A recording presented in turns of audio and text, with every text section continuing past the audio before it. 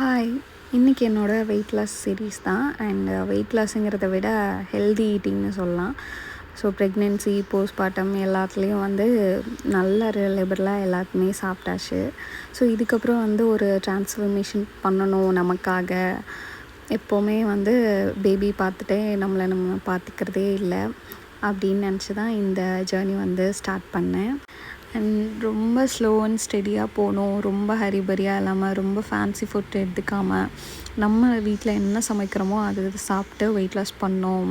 So அதிகமாக வெளியில் சாப்பிடக்கூடாது, அன்ஹெல்தியாக எல்லாமே அவாய்ட் பண்ணோம் அப்படின்னு சொல்லிட்டு இந்த ஜான்லேருந்து ஸ்டார்ட் பண்ணது தான் இந்த ஜேர்னி.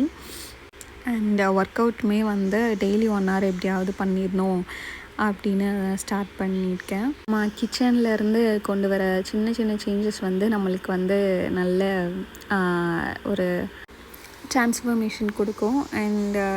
எல்லாம் வீடியோலலாம் காட்டுற மாதிரி இந்த ஓவர் நைட் ஓட்ஸு, ரொம்ப ஃபேன்சி ஃபுட்டாக சாப்பிட்றது அதெல்லாம் எப்போவுமே நமக்கு செட் ஆகாது.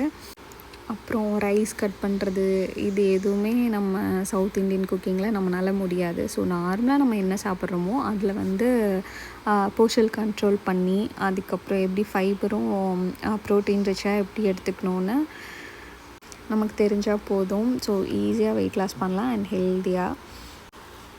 நெக்ஸ்ட் வீடியோவில் எல்லாமே அப்டேட் பண்ணுறேன். தேங்க்யூ.